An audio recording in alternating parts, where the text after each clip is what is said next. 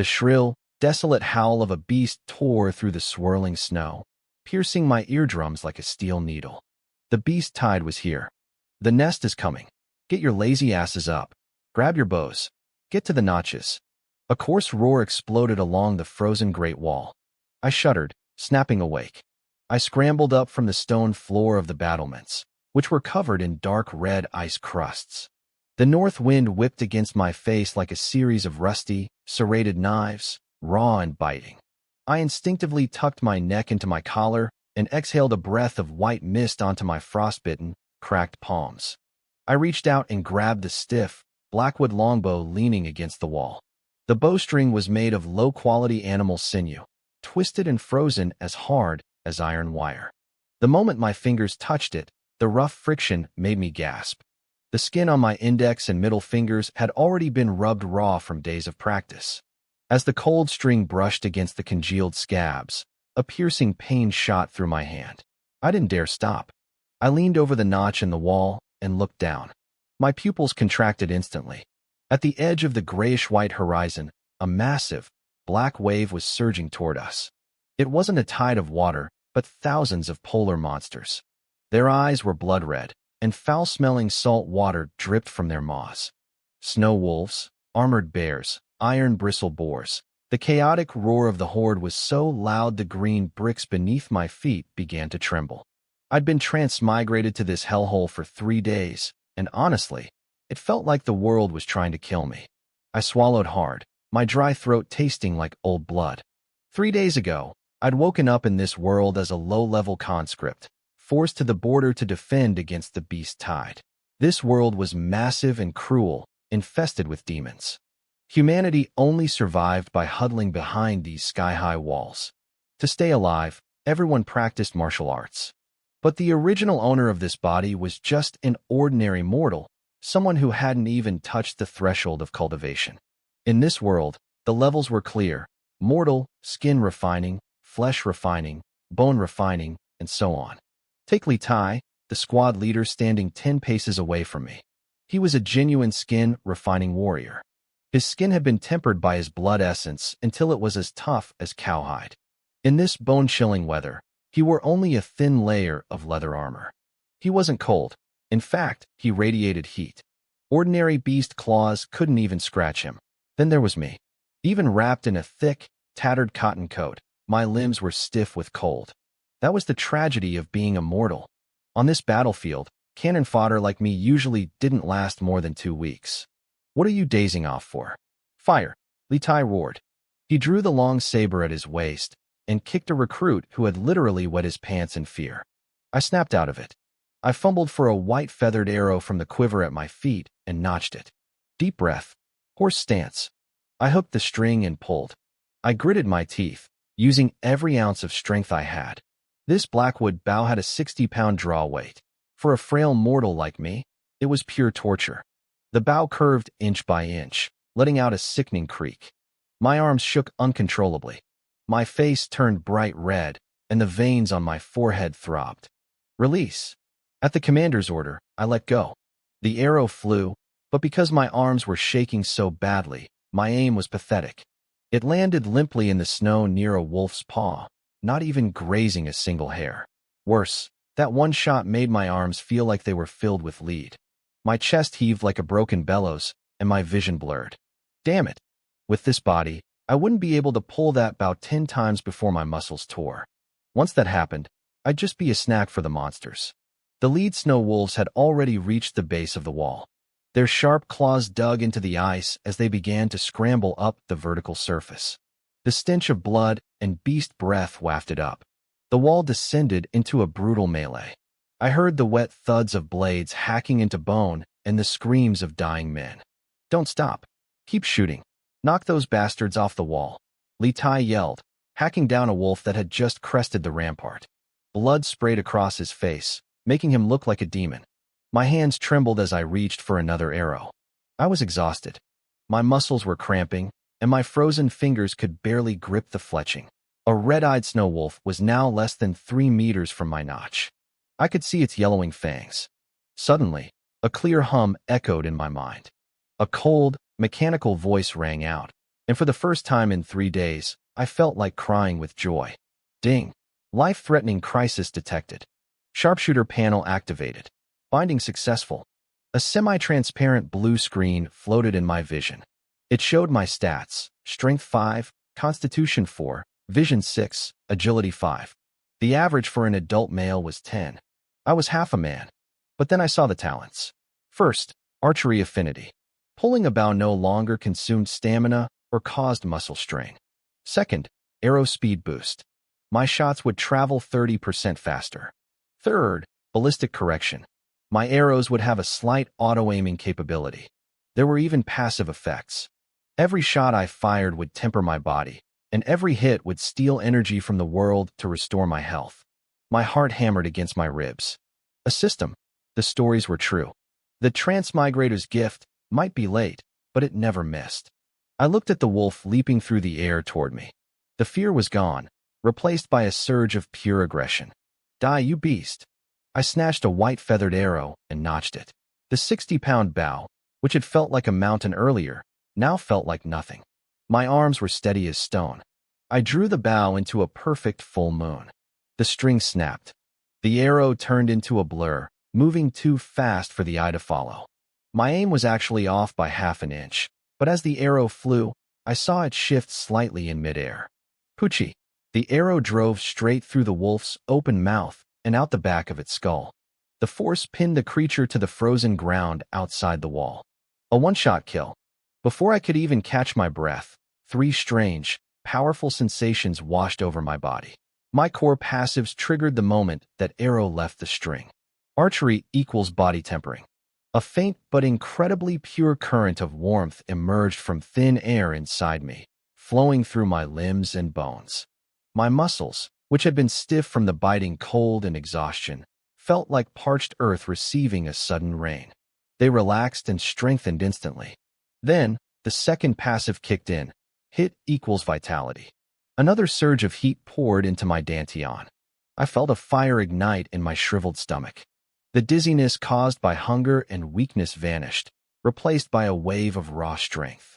I froze for a second, feeling the heat coursing through me. I looked down at my hands, covered in frostbite, then looked up at the horizon. Below the city wall, a dense, black wave of beasts stretched out like an endless ocean. The wind remained freezing, but my heart was burning. Before, these monsters were nothing but a death sentence. Now, these weren't monsters. They were walking experience points. Again, I muttered. I grinned, showing gums that were slightly purple from the cold. I reached back and snatched 3 arrows from my quiver at once. Draw. No fatigue. Fire. Get stronger. The arrows whistled through the air. Asterisk swoosh. Swoosh. Swoosh. Asterisk. Eventually, the wind and snow began to die down. That small, probing pack of beasts retreated back into the depths of the gray-white wasteland, leaving behind dozens of mangled corpses. Don't just stand there, you idiots, a coarse voice boomed across the wall. It was the squad leader, Litai. He was swearing as he wiped frozen blood off his long blade with a rag. The ice made a grating, screeching sound against the steel. Move your asses. Get down there and clean the battlefield. Pull every arrow that isn't broken out of those carcasses. If you're missing even one, I'm cutting your rations. I exhaled a long cloud of white mist and slung my blackwood bow over my shoulder. I followed the other numb-faced recruits down the frost-covered steps. My heart was still racing from the fight, but I realized something strange. I wasn't like the others. The recruits around me had trembling legs and were vomiting from the gore. I felt steady. That vitality boost from the kill had acted like a healing tonic. Although my status still labeled me as a mortal, I felt a lingering warmth in my veins. I could actually feel my fingers again. Outside the wall, it was a slaughterhouse. Mangled wolves, armored bears bristling with arrows, and severed limbs littered the snow. The stench was thick, and the beast blood had frozen into a jarring dark red. I walked over to the wolf I had killed. The thing was the size of a small calf, with fur as stiff as steel needles. I stepped on its head, gripped the white feathered arrow buried in its eye socket, and pulled. Poochie. Semi-solidified blood sprayed out, splattering my ragged cotton shoes. I didn't blink. I wiped the arrowhead on the wolf's fur and tucked it back into my quiver. In this border camp, resources were everything. One iron-tipped arrow was worth 2 days of food for a peasant. If you lost your arrows and couldn't recover them, the quartermaster would starve you without a second thought. By the time we finished clearing the field, the sky was pitch black. The northern wind began to howl again, sounding like ghosts crying in the dark. Food's ready. Get in line. Anyone who cuts will lose a hand. The kitchen was tucked away in a corner of the camp, protected from the wind. A few burly cooks were stirring massive iron pots with wooden ladles the size of shovels. I held my chipped ceramic bowl and shuffled forward in line. The cold wind whipped down my collar, but the gnawing hunger in my gut was worse. The energy from the system was great, but this body still needed real calories. When it was finally my turn, a cook slopped a ladle of gray-brown soup into my bowl with a dull thud. A few suspicious vegetable leaves and drops of grease floated on top. It smelled strongly of wild musk and gaminess. Along with the soup, I got 2 black flour buns that were as hard as rocks. This was the dinner for the border guards: mixed blood soup and stone bread. The soup was made from the beasts killed that day, mixed with old rice that had probably been sitting in a cellar for years. 4 high-level martial artists. This stuff was too unclean to eat, but for us, cannon fodder. It was the only thing keeping us alive. I found a spot by a wall to crouch down. I tried to take a bite of the bun. Crack. My jaw ached, and the bread only had a tiny white tooth mark on it. This thing wasn't food, it was a weapon. If you hit someone in the head with it, you'd leave a lump. I sighed and broke the bun into small pieces, soaking them in the hot soup. Once they softened, I shoveled them into my mouth. There was no salt, and the soup tasted foul and bloody, and I could even chew bits of fur and sand that hadn't been cleaned out. I didn't care, and I bolted it down. As the hot liquid hit my stomach, the cramping pain finally eased. All around me, the only sounds were the desperate slurping of men trying to survive. In a place where life is as cheap as grass, a hot meal is the ultimate luxury. After eating, I followed the group back to the barracks. As I pushed aside the heavy, tattered cotton curtain, a wave of foul air hit me: sweat, stinky feet, blood, and cheap tobacco. It was enough to make my eyes water. There were no individual beds, just one long raised platform, a kong, that stretched across the entire room. It was covered in blackened hay and rotting furs. 30 grown men were crammed onto this single platform, snoring like thunder. I found my narrow sliver of space and lay down. The bedding was ice cold, and the hay poked through my clothes, making me itch. SSS, damn it, it hurts. A pained whimper came from the man next to me. It was a new recruit named Ergo. He was clutching his right arm, tears streaming down his face. Today on the wall, he had forced himself to draw that 60-pound bow twice. Now, his arms were swollen like steamed buns. His muscles were severely torn. He couldn't even lift his hand to touch his forehead. "Stop your whining," an old soldier growled, rolling over. "It's only the first day. If you're broken after 2 shots, you'll be nothing but a snack for the demons tomorrow. You won't even be able to hold a knife." Ergo shut up instantly, his body shaking as he sobbed silently. At the border, recruits didn't just die from beast fangs. They died because their bodies gave out. Muscle tears and depleted vitality meant you couldn't even run when the real slaughter started. Listening to his muffled cries, I silently lifted my hands in the dark. I clenched my fists. My fingers were nimble. My arms felt a little heavy, sure, but there was no pain, no tears, no strain. With a thought, the translucent blue screen flickered back to life in my vision. Host, Lin Yuan. Level, mortal. Stats, Strength 5, Constitution 4, Vision 6, Agility 5. Archery Mastery, Beginner. I stared at that simple display and felt a glimmer of hope. In this hellhole, I finally had a chance. My eyes glowed in the dark as the realization hit me. Drawing a bow without getting tired? This talent was nothing short of a miracle. In this world, a normal person would snap their muscles after firing 10 arrows in a day. But with this gift, I could ignore physical fatigue entirely. If I wanted to, I could fire 100 arrows a day, maybe even 1,000. Then there was the core passive. Archery was body refining. Others had to spend a fortune on rare herbs and endure agonizing training to temper their skin and bone. All I had to do was repeat the mechanical motion of drawing and releasing. I could grow stronger without limit. Stay low, I told myself. I made a silent vow right then and there. I could never let anyone know I didn't have a stamina limit. Until I was strong enough to protect myself, I had to be a ghost. A tall tree catches the wind, and in a border camp like this, the wind was a hurricane. During the day, I'd just blend in with the crowd. I'd miss my shots on purpose. I wouldn't stand out. Only when I was off duty would I secretly grind my archery proficiency like a madman. Outside, the wind and snow continued to howl, slamming against the rotten wooden walls with a dull thud. Surrounded by the stench of foot rot and the sound of thunderous snoring, I finally closed my eyes. Clang, clang, clang.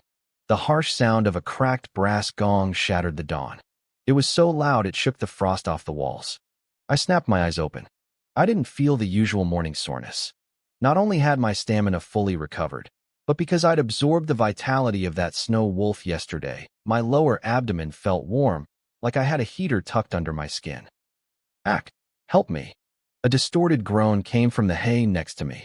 It was Ergo. His face was flushed red with fever, and his lips were cracked and white. His arms were swollen so badly they looked shiny. He couldn't even prop himself up. He just writhed on the bunk like a fish out of water. If you aren't out here in 3 breaths, I'll whip you to death, an old soldier roared from outside. I didn't look back at Ergo. In a hellhole like this, sympathy was the most expensive thing you could own. I grabbed my worn cotton shoes, frozen solid like blocks of iron, and banged them against the edge of the bed to knock out the ice.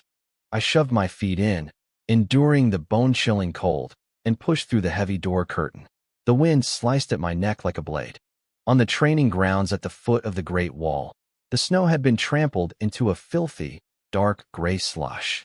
Our captain, Li Tai, stood there with a grim face, counting heads. In a squad of 30, 5 had died in the small beast raid last night. 3 more couldn't get out of bed this morning, including Ergo. In a border camp, failing to show up for morning roll call was a death sentence. No army doctor was going to waste precious herbs on mortal cannon fodder. Check your gear. Li Tai barked. If anyone lost their arrows yesterday, your breakfast is halved. The sound of rustling quivers filled the air as everyone scrambled to check. I stood in the back row, hands tucked into my sleeves, looking down at my toes. My quiver was perfect. 10 white feathered arrows sat neatly inside. Even though I'd killed a wolf, I had made sure to retrieve my arrow from its carcass before the cleanup crew arrived. Suddenly, a skinny figure drifted toward me. It was an old soldier with half an ear missing and a mouth full of yellow, rotting teeth. He wore the same tattered leather armor as the rest of us, but he had a bulging tobacco pouch hanging from his waist. Everyone called him Wang Lizi. His shifty eyes scanned my full quiver. He grinned, releasing a wave of foul breath. Hey, new kid, you're pretty good at hiding, aren't you? Didn't fire a single shot yesterday? Just here to eat the army's food for free. I frowned slightly. I knew how this worked. Old soldiers bullying recruits was a daily ritual. I just wanted to grow in silence. I didn't want trouble. What, you mute? Wang Lizi got bolder. He reached out to grab my quiver.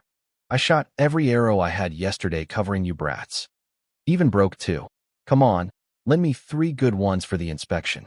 Before I could answer, he pulled 3 warped, half-balled arrows from his own back and tried to shove them into my arms while reaching for my straight, blood-stained white feathers.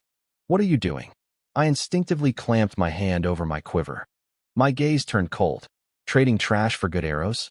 On a border where a beast tide could break out at any second, a good arrow was a life. Those 3 scraps he was offering were rusted and bent. They wouldn't fly straight, and they wouldn't even scratch a demon's hide. He was trying to take my life. What? No respect. Wang Lizi's face darkened. His bony hand clamped onto my wrist like a steel vise. I felt a surge of pain. This old soldier was immortal, like me, but years of fighting on the edge of death had pushed his physique to the absolute limit. I wasn't strong enough to fight him yet. What's the shouting about? Li Tai, our captain, heard the commotion and marched over. He kicked a bystander out of the way and glared at us. Wang Lizi immediately swapped his scowl for a flattering smile. He pointed at me. Captain, this recruit turned tail yesterday. Didn't fire a single arrow. His quiver is still full. According to military law, A coward wasting equipment should get 10 lashes. I was just teaching him to hand over his extra arrows to the heroes who actually killed something yesterday. When he said, "Heroes," Wang Lizi raised his voice and glanced toward the front of the line. Standing there was a young soldier who looked nothing like the rest of us cannon fodder. He wore brand-new iron scale armor and a pure white snowfox fur collar. Even in this freezing weather, he was casually playing with a beautiful, gem-encrusted dagger. A young master soldier. The realization clicked in my head instantly. Li Tai followed Wang Lizi's gaze to the young master, and his harsh eyes softened. He even showed a hint of hidden fear. When he turned back to me, his eyes were cold as ice. Is what he said true? I started to explain that I had killed the wolf myself, but Wang Lizi was faster. He snatched the blood-stained arrow from my quiver and held it up high for everyone to see. "Look, there's wolf blood on this arrowhead," Wang Lizi shouted. "This is the proof of young Master Qian's greatness from yesterday. He pierced that iron-bone wolf with a single shot. I saw it with my own eyes. Young Master Qian's archery is divine. This brat stole the trophy arrow while no one was looking, and now he's trying to lie about it." The other old soldiers caught on instantly. They chimed in like a pack of vultures. "Yeah, I saw it too. Young Master Qian was incredible. This new kid has sticky fingers, stealing the young master's kill." At the front of the line, the young master, Qian Feng, finally stopped playing with his dagger. He lazily raised his eyelids and looked back at me.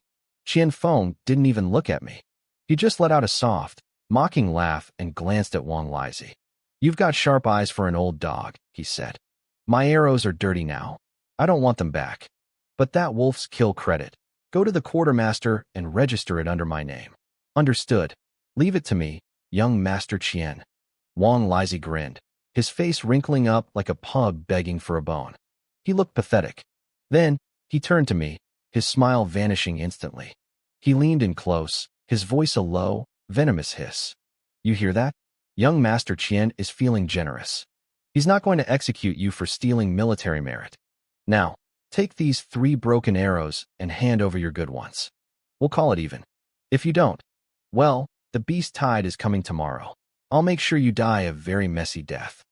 My heart hammered against my ribs. It wasn't fear. It was a white-hot rage burning in my chest, a fire I had to force myself to suppress. I saw the whole game now. Qian Feng was a rich kid from a powerful family, sent to the border to pad his resume with fake achievements. Scum like Wang Lizi were his hunting dogs, stealing spoils from the cannon fodder to feed their master. I looked at Captain Li Tai. He stood there, eyes fixed on the ground, pretending he didn't see a thing. In this frozen hell, rules were for the dead. Power and background were the only laws for the living. "Fine," I said. I took a deep breath of the freezing air, forcing the coldness out of my eyes. I let my hand drop from my quiver and put on a mask of trembling cowardice. Brother Wang is right. I was terrified yesterday. Giving me good arrows is a waste. Here, take them, please. I pulled out my last 2 high-quality arrows and handed them over. Then, I reached down and picked up the 3 pieces of junk Wang Lizi had thrown in the dirt. They were pathetic, crooked shafts and missing feathers. I tucked them carefully into my quiver like they were treasure. "Smart kid," Wang Lizi said, patting my cheek with a sneer. "Keep your head down. Maybe you'll last 2 weeks." The confrontation ended. Li Tai barked in order to disperse, and we lined up for breakfast. It was a bowl of watery porridge so thin I could see my own reflection in it. I took my bowl and sat alone in the shadow of a wall, letting the warmth of the grain trickle down my throat. I pulled out one of the waste arrows Wang Lizi gave me. The shaft was cheap pine, warped from the damp cold. Most of the fletching had fallen off, leaving only a few mangled feathers. The iron tip was rusted and blunt. Common sense told me this thing would fly sideways the moment it left the bow. It couldn't hit a pig at 10 paces, let alone pierce a demon's hide. For a normal soldier, carrying these was a death sentence. But as I touched the rim of my bowl, a dark, chilling smile tugged at the corner of my mouth. System, I thought. The pale blue screen shimmered into view. Core passive. Archery equals body refinement. Exclusive talent. Infinite draw, no fatigue. Exclusive talent. Absolute hit, weight/force scaling. To a normal archer, a warped shaft meant a missed shot. To me, it didn't matter. As long as I pulled the string, my body grew stronger. As long as the arrow left the bow, my talent would forcibly correct its path. I could shoot a twig and make it find a heart. Asterisk, steal my arrows. Take my credit. Asterisk. I slid the broken arrow back into its quiver and rubbed the rough wood of my black bow. I felt like a lone wolf on the tundra, waiting for the right moment to strike. Chin Feng, Wang Lizi. In a place where death happens every second, accidents are very common. I hope your lives are tougher than these broken arrows. After breakfast, it was time for drills. The veterans mostly huddled in the corners, smoking cheap tobacco to save their energy. To them, every bow pull was a waste of precious muscle. I walked alone to the furthest corner of the training grounds. 100 paces away stood a tattered straw target, scarred by blade marks. I slowly raised my bow. The wind bit at my face like a dull knife. I planted my feet firmly into the frozen earth. This body belonged to a fisherman's son from the eastern sea. He had spent his life pulling heavy nets through crashing waves.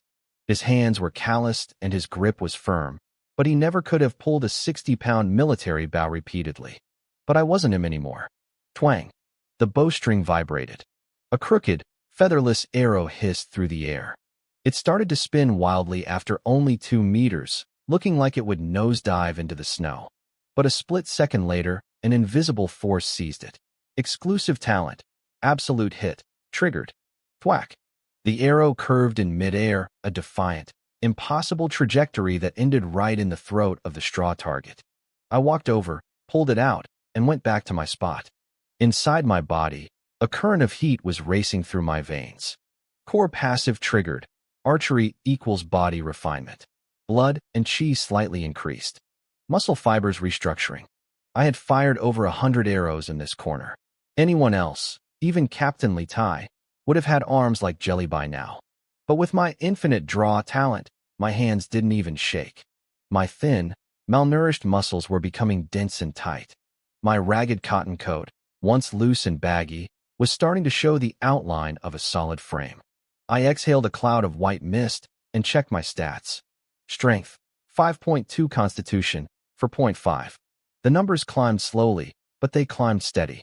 If the base was high enough, I could eventually crush those high and mighty martial artists. I was about to fire my 103rd arrow when a piercing scream erupted from the barracks. Crash! A wooden door was kicked off its hinges, flying into the snow. 2 blood-covered figures rolled out, locked in a desperate struggle. You son of a bitch. You dare steal my winter meat? I'll kill you. It was Blind Lou, a one-eyed veteran who had survived more battles than I could count. He was vicious. He was currently pinned on top of a scrawny new recruit, stabbing a rusted butcher knife repeatedly into the kid's shoulder. Squelch! Squelch! Blood sprayed, staining the white snow a gruesome crimson. The kid underneath him was Shou Ho, a boy who had been conscripted in the same batch as me. He was usually too terrified to even speak above a whisper. But right now, he was fighting for his life. Shou Ho's eyes exploded with a feral light. His eyeballs bulged from their sockets, bloodshot and frantic. He didn't seem to feel the butcher knife carving holes into his shoulder. Instead, his hands locked onto Blind Lou's throat like iron clamps. He let out a guttural, wordless roar. I frowned, watching from a distance. I knew what started this. Wang Lizi had framed him. He'd tucked a piece of wolf meat, hard as a rock and the size of a fist, under Shou Ho's straw mat. In this starving border camp, that meat was a life-saving medicine. Blind Lou valued it more than his own soul. When he found it missing after drills, he didn't ask questions. He just looked for someone to bleed. The veteran soldiers didn't move. They stood in a circle, holding their cracked wooden bowls, watching the show with cold, indifferent eyes.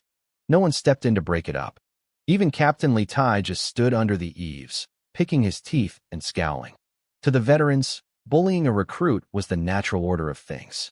Blind Lou just needed a scapegoat to assert his dominance. You dare fight back? You lowly rat.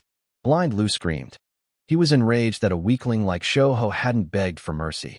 He ripped the knife out of the boy's shoulder and flipped the blade. He aimed straight for Shou Ho's throat. If I die, you're coming with me.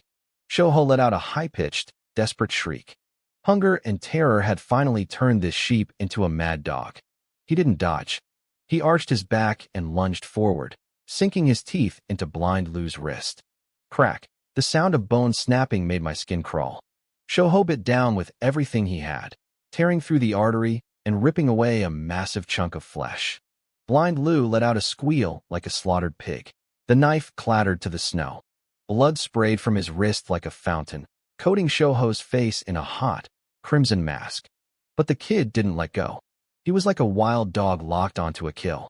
He started making a sickening swallowing sound. He was actually drinking Blind Lou's blood.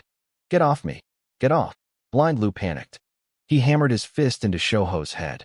Asterisk thud. Thud. Asterisk. Shoho's nose shattered. His forehead split open. But he wouldn't back down. His left hand scrambled through the snow until he found the fallen butcher knife. Without a second of hesitation, he drove the blade deep into Blind Lou's lower back. Blind Lou's screams stopped instantly. His body gave 2 violent jerks, the light in his eyes fading into a dull gray. His heavy corpse collapsed onto Shoho. The boy took a few more heavy punches to the chest, his eyes rolled back, and he began vomiting blood mixed with bits of internal organs. It was over. They were both dead. The training ground fell into a deathly silence, save for the whistling wind. For a piece of rotten meat, a veteran and a recruit had torn each other apart like rabid animals. I saw Wang Lizi standing in the back. His face paled, and he quietly slipped away into the crowd. It was obvious he was the one who planted the meat. Captain Li Tai spat out his toothpick and walked over to the bodies. He kicked Blind Lou's head. Damn it. What a waste, Li Tai cursed. The beast tide is coming, and I'm already losing men. You too. Drag these failures out. Throw them in the blood trench to feed the wolves. There was no trial. No mercy. Not even a sigh of regret. 2 lives were gone, crushed like ants under a boot. The crowd dispersed, and a few veterans casually dragged the bodies away, leaving 2 long, gruesome red streaks in the white snow. I stood 100 paces away, watching it all. I didn't join the crowd. I didn't show any emotion. But the clarity in my eyes was gone, replaced by a cold, deep resolve. This was the border. Weakness was the ultimate sin. Survival meant being more ruthless than the man next to me. If Shoho had even a shred of real strength, Blind Lou wouldn't have dared to pull a knife without asking questions. Today it was Shoho. Tomorrow, it could be Wang Lizi or some highborn officer sticking a knife in my chest for any reason they liked. It wasn't enough. My strength was still nowhere near enough. I looked down at my wooden arrow. The tip was starting to crack from the constant impact. I took a deep breath of the metallic, bloody air and cleared my mind. I turned back to the target. I gripped the bow. I pulled. Twang. Arrow 104. The archery equals body refinement notification flashed again. My blood and chi surged. While others plotted or died over scraps of meat, I did the only thing that mattered. I pulled the string to full draw. Night fell again. The barracks felt a little roomier with 2 empty spots on the long wooden bed, but the smell of blood and oppression was thicker than before. Everyone went to sleep early, dreading the coming beast tide. In the middle of the night, my eyes snapped open. I wasn't sleeping. I sat cross-legged on the frozen straw mat, feeling the heat in my veins. After 1,500 draws today, that inner warmth had reached a breaking point. A foul-smelling, grayish sludge began to seep out of my pores. It was the toxins and impurities accumulated in this body over years of malnutrition. My internal interface flashed wildly. Detected, blood and chi at capacity. Muscle tempering reached maximum. Breaking through? Asterisk asterisk. Asterisk crack. Crack. Asterisk. Crack.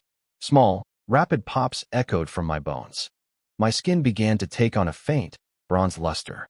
The frostbite and dead skin from the mountain cold began to peel away at an incredible rate, revealing fresh, healed tissue underneath. A surge of power shot up my spine and hit my brain like a lightning bolt. Status updated. Mortal Realm Skin Tempering Stage, Initial. I clenched my fist. The explosive power in my fingertips made me grin, a cold, hard smile. Skin Tempering Stage. From this moment on, I was no longer just a piece of cannon fodder waiting to be slaughtered. The sun hadn't risen yet, and the wind was still howling like a wounded beast outside the barracks. I sat up amidst the snoring and the stench of unwashed feet. But everything felt different. The cold didn't bite anymore. The freezing air that used to chill my bones now felt like a mild autumn breeze.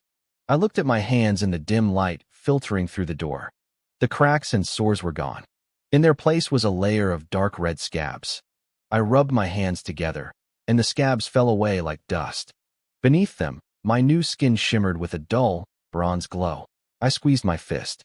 Hard. Crack. My knuckles let out a sharp, crisp pop. My skin felt tight and incredibly resilient, like it had been wrapped in a layer of high-quality, treated oxhide. This was the skin tempering stage. In this hellhole of a camp where human life was cheaper than grass, Captain Li Tai ruled like a god because of this strength. He decided who lived and who died among the fodder. Now, only 4 days after crossing into this world, I had crossed that same threshold. By obsessively drawing my bow, I had forced my way past a barrier most people never touch in a lifetime. My strength had at least doubled since yesterday. Even without my special talent for effortless drawing, I could now pull that 60-pound blackwood bow with ease. Asterisk clang, clang, clang, asterisk. The sound of a cracked gong shattered the morning air. "Get up, you lazy bastards," a veteran screamed from outside. "Today we're hauling those 2 pieces of trash from yesterday to the blood trench. Anyone who's slow loses their breakfast." I jumped off the heated brick bed, pulled on my tattered cotton shoes, and slung my blackwood bow and quiver over my shoulder. I walked out of the barracks without a word. In the middle of the clearing, the 2 frozen corpses were still there. Blind Lu and Shou Ho. They had killed each other yesterday, and the blood beneath them had frozen into a massive, jagged red slab. Captain Li Tai, wrapped in a thick sheepskin coat, let out a long yawn. He pointed lazily at a few men. You and Wang Lizi. Plus that recruit. Yeah, you. Zhang Wei, right? He squinted at me. The 4 of you dragged these dead ghosts 2 miles out to the body trench. Don't come back for porridge until it's done. The veterans cursed under their breath at the rotten luck. Wang Lizi spat, tucked his tobacco pipe into his belt, and turned around. His beady eyes landed on me, flashing with a sudden, venomous streak. Yesterday, he had forced me to trade my good arrows for his broken ones. He probably expected me to be trembling in fear, but instead, I had spent the whole day practicing. It clearly bothered him. He saw my silence not as submission, but as a hidden threat. "Pa, bad luck following me around," Wang Lizi muttered. He walked over and kicked me hard in the back of the leg. "What are you staring at? Grab the rope. You expect me to haul dead meat." He used half his strength on that kick. He wanted me to collapse into the snow and look like a fool. Thud. It was a dull, heavy sound. Wang Lizi froze. It didn't feel like he had kicked a human calf. It felt like he'd slammed his foot into a solid wooden post wrapped in thick leather. His toes went numb from the impact. I didn't move. I didn't even wobble. I turned my head and looked at him. My eyes were as calm and deep as a stagnant well. "What are you looking at?" "Pull," Wang Lizi barked. My gaze made his heart skip a beat, but he covered it with rage. He figured I was just frozen stiff and hadn't felt the pain yet. I didn't say a word. I walked forward, grabbed the thick hemp rope tied to the corpse's ankles, and threw it over my shoulder. I began dragging the heavy bodies toward the camp gates. The other 2 veterans were happy to slack off, following far behind and chatting. Wang Lizi puffed on his pipe, trailing me closely, his eyes darting around like a cornered rat. Outside the gates, the wind howled louder. Visibility was less than 10 meters. The world was a blinding white void. 2 miles out, a bottomless natural ice chasm appeared. This was the infamous body trench. It wasn't just for dead soldiers. It was filled with the remains of demonic beasts. The stench of rot and blood rose from the depths even in this cold, making it a favorite spot for Arctic predators. "All right, drop him here," one of the veterans shouted. They couldn't stand the biting wind anymore. "Lizi, we're heading back to grab a spot for the hot porridge. You keep an eye on the kid." They didn't wait for an answer before running back toward the camp. This was the perfect place for a murder. Wang Lizi tapped the ash out of his pipe and walked slowly up behind me. "You've got some stamina, kid. Dragging 2 bodies 2 miles, and you aren't even winded," he said, his voice dripping with fake friendliness. His hand was already creeping toward the butcher's knife at his waist. I unslung the rope and turned to face him. "Do you need something, Brother Lizi?" "Do I need something?" Oh, I definitely do. He spat a glob of yellow phlegm and stared hungrily at my quiver. I didn't look close enough yesterday. Your quiver looks a bit bulged at the bottom. Hiding some silver, are we? A man needs to look after the supply officers if he wants to survive. Since you're new, you need to learn the rules. Hand over the quiver. I'll keep it safe for you. He wasn't just after the arrows anymore.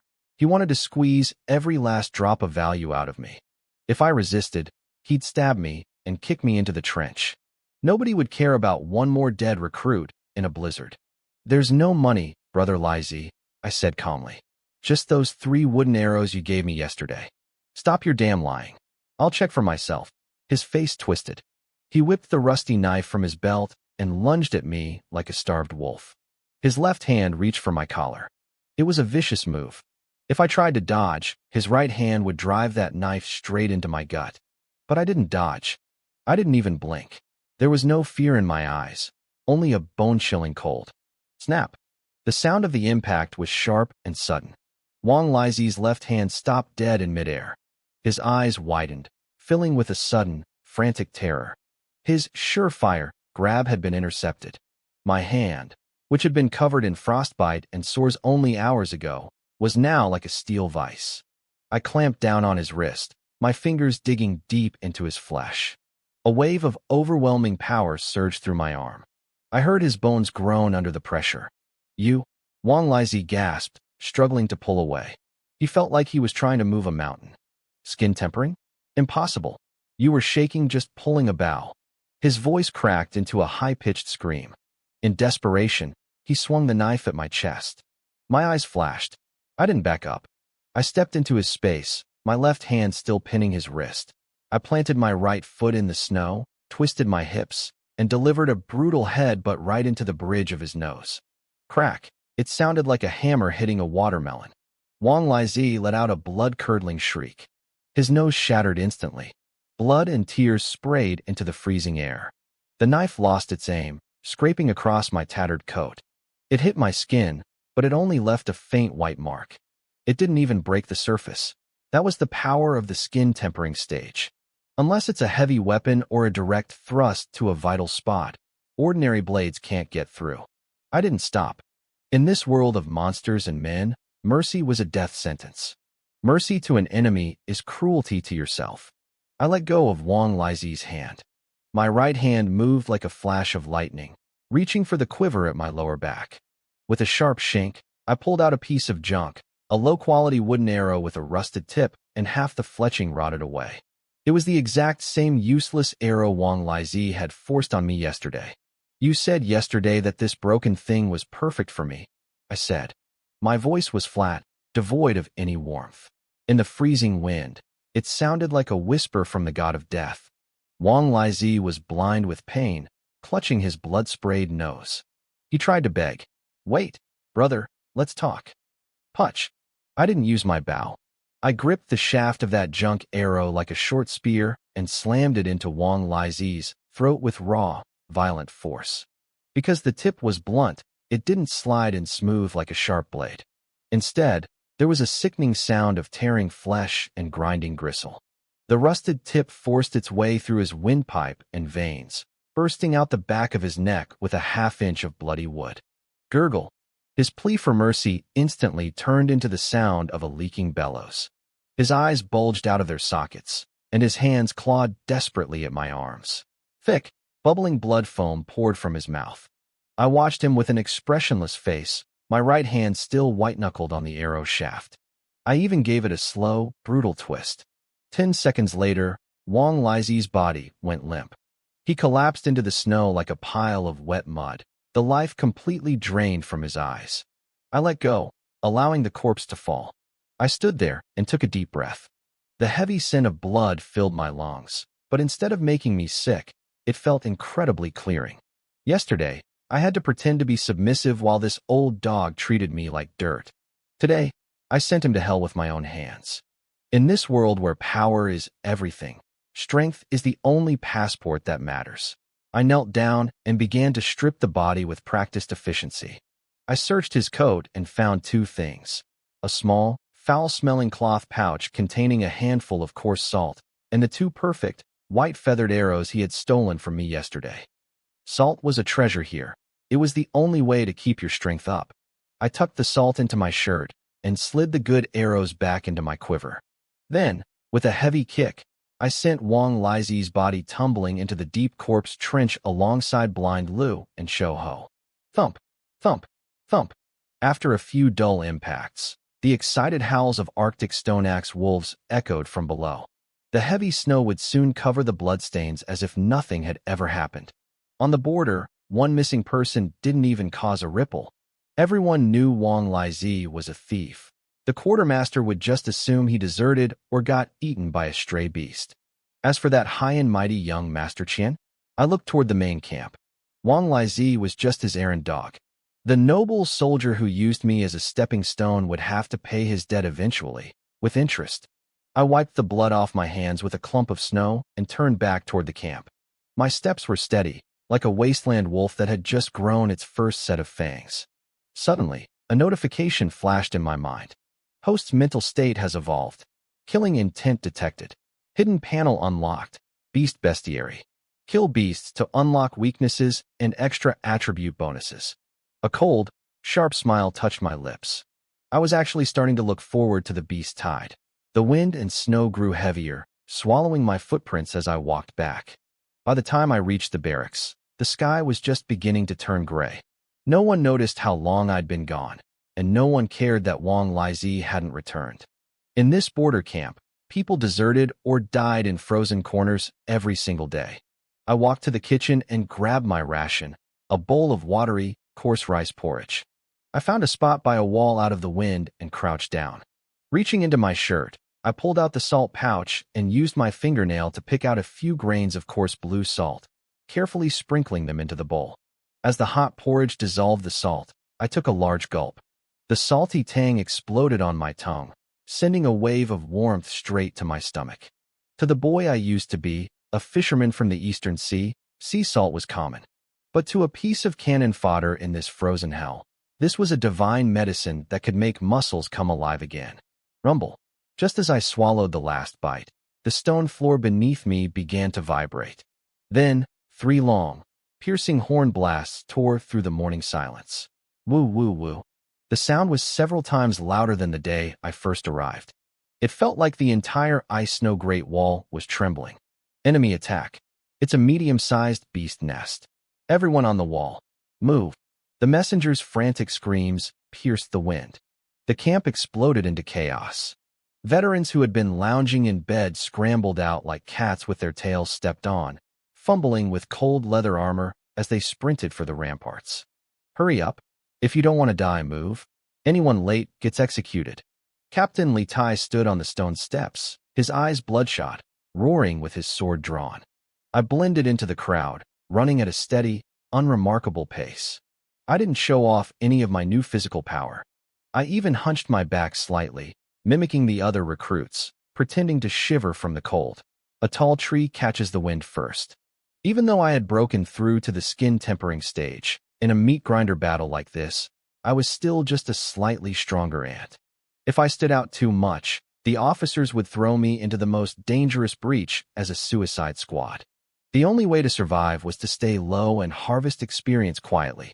As soon as I hit the battlements, a nauseating, thick stench hit me like a physical wall. I narrowed my eyes, my pupils shrinking. The grayish-white wasteland outside the wall had vanished. In its place was a literal ocean of black, a surging, endless tide. Tens of thousands of Arctic beasts were packed together, a black tsunami crashing toward the wall. Leading the charge weren't just the usual snow wolves or boars. There were armored rhinos the size of small hills and spined forest leopards covered in jagged needles. The earth shook, and ice shards sprayed everywhere. The sheer pressure of it was enough to make any normal recruit collapse in terror. Mother of God, we're in for it this time. A veteran beside me stammered, his knuckles white as he gripped his blade. Archers ready. Load armor-piercing arrows, the commander yelled. Thousands of archers drew their bows in unison. Being in the back row of the cannon fodder camp, I didn't get any of the precious armor-piercing arrows. I held my 60-pound blackwood bow and a standard white feathered arrow. I took a deep breath. My years of surviving on the ocean gave me a level of focus most of these men lacked. I drew my string back just enough to look normal, my eyes piercing through the snow, locking onto the swarm below. Host has entered a large-scale battlefield. A hidden panel flickered to life in my vision. It was a bestiary. A pale blue screen expanded across my retina, and suddenly, the world changed. Over the heads of the roaring monsters below, tiny, glowing red dots appeared. Those were their fatal weaknesses. Fire, the commander screamed. The release of thousands of bowstrings sounded like a swarm of locusts taking flight. A black rain of arrows blotted out the gray sky and poured down. The heavy thuds of wood and iron hitting flesh became a continuous, sickening rhythm. The first wave of hundreds of beasts was instantly turned into pincers, collapsing into pools of blood only to be trampled into meat paste by the swarm behind them. I let my fingers slip. My unique talent, the sure hit boost, kicked in. My white-feathered arrow traced an unremarkable path through the chaotic battlefield. It zipped straight into the left ear canal of a spined forest leopard that was frantically clawing its way up the wall. The beast let out a shrill, agonizing scream. Its head jerked back, and its massive body tumbled from the 50-foot wall. I heard its neck snap as it hit the ground. Kill confirmed. Tier 1 low-level beast, spined forest leopard. Blood chi slightly increased. I watched the tiny, stingy numbers tick up on my panel. I wasn't disappointed. I had expected this.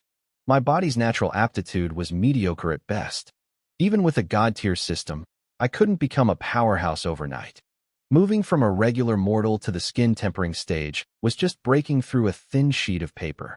But moving from skin tempering to muscle tempering required refining every single fiber of my being. It was a massive accumulation of blood chi. 1 point per kill meant I had a long road ahead of me. I gritted my teeth. If I couldn't get quality, I'd make up for it with quantity. I didn't stop. I reached back, pulled a second arrow, and drew. Draw. Release. Draw. Release. In the middle of this earth-shaking cacophony, I became a cold, tireless machine. I intentionally slowed my movements, making my arms look like they were trembling. I gulped for air, putting on a show of being at my absolute limit. I needed everyone to think I was exhausted. In reality, thanks to my talent that prevented fatigue from drawing a bow, my muscles were completely relaxed. Every shot I fired was silently tempering the new skin I had just formed. Archery equals training. Skin toughness plus 0.01. Archery equals training. Skin toughness plus 0.01. The progress was like a turtle's crawl, but it was real. To avoid drawing eyes, I never targeted the healthy, ferocious beasts. I played the scavenger. I looked for the unlucky ones already mangled by the veterans' armor-piercing arrows. An armored rhino with a severed leg lay gasping in the snow. I sent an arrow through its bloodshot eye. A snow wolf with a shattered spine was howling in pain. My arrow slid silently through its jaw and into its brain. Nobody noticed the pathetic recruit tucked in the corner stealing kills. Everyone's attention was on a flashy figure nearby. Young master, magnificent, a few sycophants cheered. It was Zhang Qianfeng, the noble-born soldier.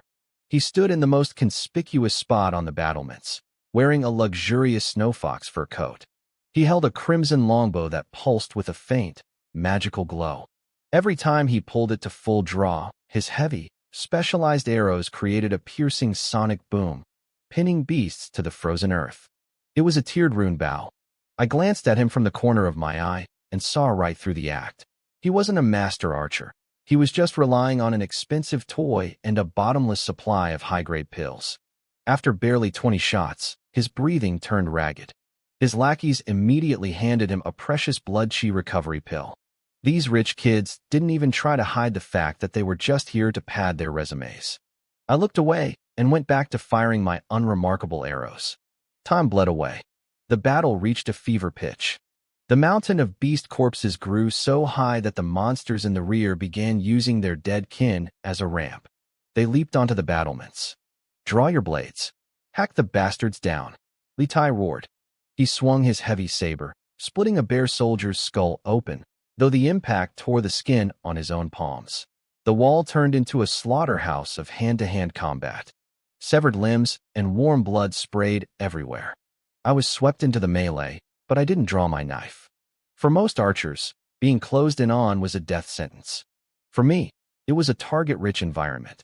I kept up my weak act, but my footwork was as slippery as an eel. I wove through the shadows of blades and claws. Whenever a comrade blocked a beast's path, my arrow would strike like a viper's tongue from an impossible angle. Swish! A point-blank blind shot. My white-feathered arrow grazed Litai's scalp and buried itself in the throat of a leopard lunging at his back. Litai didn't even see who fired it. He just let out a roar of, "Good job," and swung at the next monster. I didn't change my expression. I stepped over a corpse, plucked my arrow back out, wiped it on my sleeve, and knocked it again. Current realm, skin tempering, early stage. Progress, 12%. For hours passed. The high-intensity grind had drained the blood chi of veterans and recruits alike. Men collapsed, exhausted, letting the beasts tear into them. Even the flashy Zhang Qianfeng was being dragged back by his guards, his face pale and his arms limp from overexertion. I was the only one who kept that steady, rhythmic pace. My padded cotton coat was soaked black with gore. My face was a mask of mud and blood. I looked like a wreck, but beneath that filth, my flesh was becoming as tough as iron plate. I wasn't tired. In fact, I felt my strength surging. My 60-pound bow was starting to feel light. Suddenly, a sound like rolling thunder echoed from the depths of the snowy plains. It was a deep, bizarre roar that made the air vibrate. The effect was instant. Every beast attacking the wall froze as if by a spell. A look of primal terror flashed in their bloodshot eyes. They tucked their tails and retreated like a receding tide, clearing a wide path. The wind died down. The screaming stopped. Everyone stared, wide-eyed and blood-streaked, at the end of that path. A monster the size of a moving fortress emerged from the mist. It was covered in ice-blue bone armor, with a single, massive horn protruding from its head. A Tier 2 Beast King. Litai's voice cracked. His saber clattered to the stone floor. His eyes were full of absolute despair. I stood in the blood, squinting through the red haze. My bestiary updated. Tier 2 low-level, ice-armored bone rhino. Weakness, the white streak on the belly between the plates of bone armor. I reached into my quiver and touched the fletching of my next arrow. My quiver was empty, save for one last arrow. The fletching was stained with old blood. I didn't back down. I felt the veins on the back of my hand bulge, my blood surging through my veins so hard it felt like it might spill over. Deep in my eyes, a flicker of cold, calculated madness took hold. The wind stopped. Or rather, it was suppressed by the terrifying aura radiating from that massive beast. Every time the ice-armored bone rhino took a step, the thick ice beneath it groaned and shattered with a bone-chilling screech. It was enormous. Its body was encased in layers of deep blue bone armor that looked like forged steel. Each breath it exhaled hit the ground and instantly turned into pale white frost. The pressure from this Tier 2 Beast King was like an invisible mountain crushing the chest of every man on the Great Wall. Clatter! Someone dropped their bow. Captain Litai's legs were shaking uncontrollably. The skin-tempering stage he was so proud of was a joke in front of this thing. He swallowed hard, his face as white as a sheet. "It's over," he whispered, his voice trembling. "The army's main formation isn't ready. How are we supposed to fight a Tier 2 Beast King?" To a normal human, that beast was equivalent to a peak bone-tempering master, or even a half-step into the organ-tempering stage. Ordinary blades wouldn't even leave a white scratch on its hide. "Retreat! Everyone get back behind the wall." A roar like spring thunder exploded from the high watchtower. A massive silhouette dropped from the sky like a giant bird. Boom! The figure slammed into the blood-stained battlements, the impact shattering the heavy green bricks under his feet. The man stood 8 feet tall. He wore no armor, only a thin red martial arts robe. In his hand, he trailed a massive decapitator sword as tall as a man. As he moved, his bones popped and cracked like frying beans.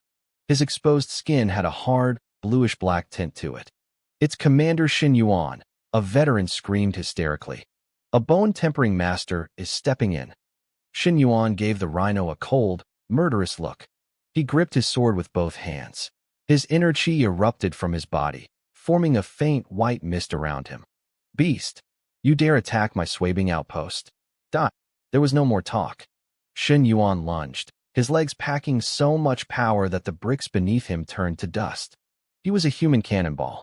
He leapt from the 40-foot wall, swinging that heavy blade downward with a piercing howl of wind, aiming straight for the rhino's single horn. The bone rhino roared at the sky. It didn't dodge. It lowered its head and met the strike with its ice-blue horn. Clang! A deafening explosion of metal on metal rang out across the plains. A visible shockwave rippled out, blasting snow, blood, and carcasses away for meters.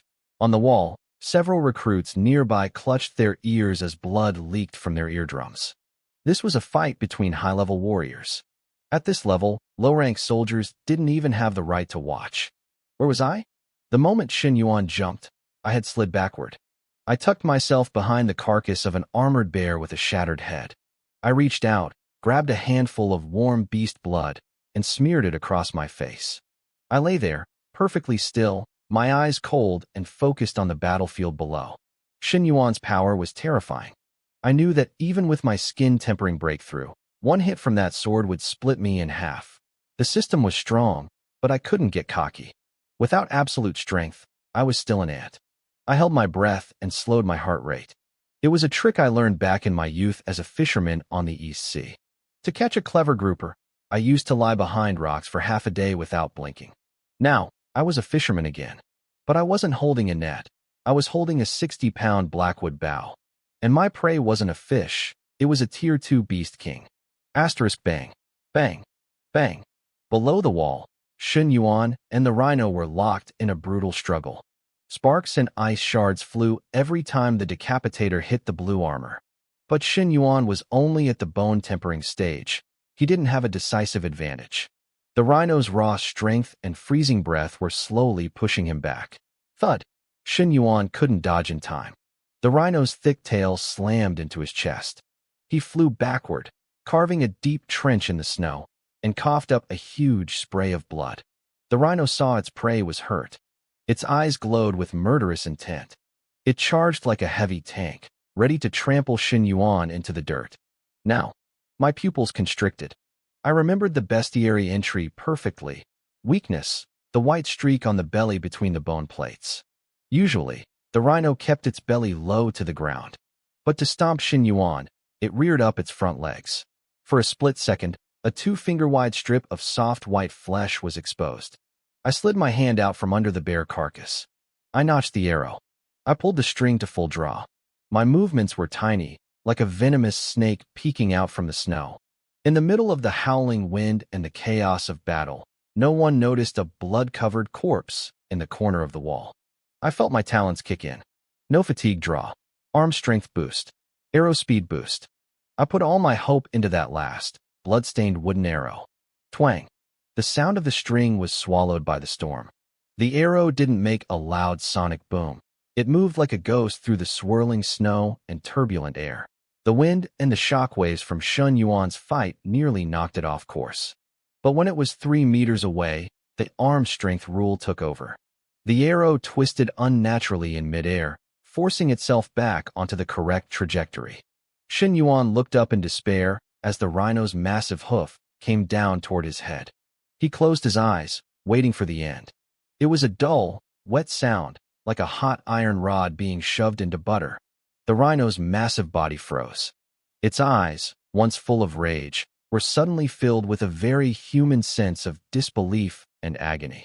That pathetic wooden arrow, with its rusty tip, had buried itself perfectly into the white streak on its belly. The momentum from the speed boost was so high that the entire shaft disappeared inside, piercing the beast's heart. The massive ice-armored bone rhino collapsed. It hit the snow with the weight of a falling mountain, stopping less than half a foot from Shen Yuan's head. Snow dust exploded into the air as the massive beast hit the ground. It convulsed violently. Hot, thick blood mixed with chunks of internal organs sprayed from its mouth, staining the white snow a gruesome crimson. After a few desperate twitches, the monster went completely still. The silence that followed was deafening. Every soldier on the wall, and even Shen Yuan, standing right there in the snow, froze in shock. Shin Yuan stared blankly at the mountain of flesh inches away from him. His mind was a total void. He looked down at his heavy saber, wondering if that last strike had somehow triggered a hidden power. Did he really shatter a rank 2 monster's heart with a single vibration? Meanwhile, hidden under a pile of frozen corpses in the corner of the wall, I was gritting my teeth so hard they nearly cracked. My muscles were trembling uncontrollably. It wasn't fear. It was energy. A violent, scorching torrent of power was surging through an invisible line of fate, flooding into my limbs and bones. I had killed a rank 2 beast while being several levels lower. A fatal strike on an armored bone rhino. My system's core passive triggered. Hit equals blood chi growth. The essence I was absorbing was massive. For someone like me, who had only just reached the early stages of skin tempering, this rank 2 essence was like a potent, over-the-top medicine. It felt like my skin was being branded by liquid fire. The pale bronze hue of my flesh was rapidly shifting toward a deep, dark gold. Asterisk, damn it. I have to suppress this. Asterisk. I couldn't break through here. Everyone's eyes were fixed on Shin Yuan and the dead rhino. If I let my aura explode now, I'd become a target. The highborn brat Qian Feng and that mysterious Captain Shin Yuan would have me strapped to a table for dissection within the hour. I took a deep breath and bit the tip of my tongue. The sharp pain helped me force down the boiling blood chi. Then, with practiced ease, I rolled my eyes back, let my legs kick once, and slumped my head to the side. I played dead right next to a pile of frozen bodies. A few minutes later, once it was clear the rhino was dead and the lesser beasts had scattered without their leader, the wall erupted in cheers. Victory! Captain Shin Yuan is invincible. One strike to kill a rank 2 king. The soldiers waved their weapons frantically. Shin Yuan climbed out of the snow, his face turning a slight shade of red as he heard the praise. But when he walked over to the rhino and inspected the wound in its belly, his expression turned deadly serious. There was no saber mark deep inside. There was only a fragment of a broken, cheap wooden arrow. His eyes sharpened like a hawk's. He scanned the cheering soldiers on the wall. He saw Qian Feng holding his bow with a conflicted look. He saw Li Tai slumped over in exhaustion.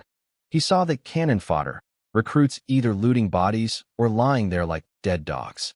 His gaze lingered on Qian Feng for a second before he shook his head. He had seen Qian Feng's weak, unstable aura earlier. A pampered flower from a greenhouse couldn't have fired a shot that vicious and well-hidden. Asterisk, an expert. There is a hidden master in my camp. Asterisk. Shin Yuan didn't say a word. He quietly tucked the bloody piece of wood into his sleeve. In a lawless place like the border, it was smarter not to provoke an eccentric master who clearly wanted to stay hidden. Back in the corpse pile, I let out a tiny, internal sigh of relief. I had hit the jackpot. The essence I absorbed was enough to keep me from being hungry for days and would likely push my skin tempering toward the small success stage. Most importantly, the arrow was destroyed inside the beast. There was no evidence. No one would ever link a world-shaking kill to a starving recruit like me. The perfect hunt. As the noise of the battlefield cleanup rose around me, I actually drifted off into a deep, genuine sleep. By the evening of the next day, the permanent stench of urine and blood in the camp was finally replaced by the smell of roasted meat and cheap liquor. We had won, and by army rules, that meant a feast. I sat in the shadows of the barracks, patiently wiping my black wooden bow with a rag. I used a specific knot I learned from fishermen back in my old life to tighten the fraying bowstring. Back then, if your ropes weren't tight during a storm, you died. That muscle memory was still etched into this body's bones. Once the bow was ready, I grabbed a handful of black mud mixed with coal soot. I smeared it all over my face, my neck, and the skin peeking through my tattered coat. I had to. The rank 2 essence was still working through me. My skin was no longer rough and dull. It had a faint, dark golden sheen that looked like tempered metal. It was a sign of a high-level breakthrough. If I walked out looking like a bronze statue, I'd be dead by morning. The soot was my camouflage. I coughed a few times, making myself look sickly and weak before stepping out. The training grounds were lit by massive bonfires. Huge slabs of monster meat sizzled over the flames, dripping fat into the fire. But the hierarchy of the border army was on full display. At the center, Captain Xin Yuan sat in a high-backed chair, surrounded by officers, and that peacock Qianfeng. They had the choice cuts of meat, white flour buns, and aged wine in porcelain bottles. As for us survivors, we were huddled at the edge of the grounds where the wind bit the hardest. Dozens of us crowded around a single iron pot filled with offal, bones, and scraps. Our wine was a jar of sour, watered-down village brew. "Don't you dare snatch, you bastards!" Li Tai roared. His shoulder was wrapped in bloody bandages, but his voice was as loud as ever. "Anyone who takes more than their share loses a hand." The surviving recruits stared at the pot with green eyes, looking like starving ghosts. Out of our original squad of 30, only 12 of us were left to eat. Even Wang Lizi, the man who spent every waking moment swaggering around and acting like a king, had vanished. No one cared about the dead. Everyone's eyes were glued to the pot. When my name, Zhang Wei, was called, Li Tai looked me up and down. He took a massive iron ladle and stirred the bottom of the pot with a heavy hand. To everyone's shock, he fished out a large piece of gristle with plenty of meat attached. He handed it to me along with a big bowl of oily broth. "Kid's got a tough life," Li Tai said, clapping me on the shoulder. "You survived a mess like yesterday's. From now on, follow me. As long as I've got a dry crust of bread, you won't starve." "Thank you, Captain," I said quickly. I hunched my shoulders and bowed low, making sure I looked both overwhelmed and physically frail. I carried my bowl to a dark, lonely corner and sat on a pile of straw. I pulled a small cloth pouch of coarse salt from my shirt and sprinkled a pinch into the soup. Then, I lowered my head and started gnawing on the gristle. Asterisk crunch. Crunch, asterisk. To anyone else, this bone would have been impossible to chew. But with my tempered teeth and newfound jaw strength, it was like eating a crispy snack. I ground the meat and bone into a paste and swallowed it all. The moment the food hit my stomach, the remaining rank 2 essence in my veins surged like a shark smelling blood. It devoured the tiny bit of energy from the meal and pumped it back into my limbs. Comfortable, I narrowed my eyes in satisfaction. On the outside, though, I kept up the act. I looked like a starving beggar who had never seen food before, even using my tongue to lick every last drop of grease from the bottom of the bowl. Suddenly, a commotion broke out in the center of the grounds. Qianfeng, that pampered young master, stood up with a cup of fine bamboo wine. He walked toward Commander Qin Yuan with a beaming smile. "Commander Qin, you slew a rank 2 demon king with a single strike yesterday. Your power is legendary," Qianfeng shouted so everyone could hear. "My family's merchant guild wishes to donate 100 blood-clotting pills and 50 steel blades to reward the brothers who fought to the death." The crowd erupted. "Young Master Qian is so generous," the officers shouted, their eyes shining. 100 blood-clotting pills were life-saving treasures in a place like this. Qin Yuan held his wine bowl, a faint, cold smirk touching his lips. "Young Master Qian is too kind. If you hadn't led your guards to hold the right flank, I wouldn't have had such an easy time." Everyone knew it was just polite talk, but Qianfeng tucked his chin out proudly. He waved a hand, and his servants began distributing the medicine. When it was Li Tai's turn, he received a bright red pill. He thanked them profusely, then turned back to us, his group of 12 shivering cannon fodder. "Young Master Qian was generous today, and I won't be greedy," Li Tai roared. "Everyone gets an extra half bowl of wine. My treat." The recruits cheered. Even if it was just watered-down rot gut, it was enough to warm the bones. I joined in, shouting, "Long live the captain," while my eyes remained cold and observant. I watched Qin Yuan. Even while he drank, his hawk-like eyes never stopped scanning the crowds of recruits. The old fox was still looking for the person who had fired those cold arrows yesterday. His gaze swept over me and lingered for barely half a second. All he saw was a scrawny recruit covered in soot and ash, trembling with excitement over half a bowl of sour wine. To him, I was just another piece of trash, greedily licking wine drops from the rim of a cracked bowl. Qin Yuan looked away and shook his head. It couldn't be me. A master who could time a perfect strike to pierce a demon king's vitals had to be a warrior with a heart of stone and the blood of a dragon. There was no way such a person would act like a peasant over a bowl of horse piss. Once I was sure he wasn't watching, I retreated further into the shadows. Acting is exhausting, I thought with a cold laugh. The pills and the blades meant nothing to me. The system panel inside my mind was the only currency that mattered in this world. I closed my eyes and checked my status. Host, Zhongwei. Realm, skin tempering, initial stage. Strength, 8.5 physique, 7.8 vision, 7.5 agility, 7.2. I was so close to the next level. I could feel the terrifying power coiled inside me. Right now, I didn't even need a weapon. I could kill a man like Wang Lizi with a single punch. If I washed the mud off, my skin was now so tough that a standard blade would likely only leave a white mark. But it wasn't enough. The celebration continued. Drunken soldiers were everywhere, some crying for their mothers, others bragging about kills they didn't make. I stood up, slung my blackwood bow tightly across my back, and slipped out of the noisy training grounds like a ghost. The next morning, the harsh blast of the horn dragged us back to reality. The camp smelled of vomit and sour wine. The veterans were leaning against walls, retching into the snow where their bile froze instantly. I rubbed my eyes and climbed out of the communal bunk,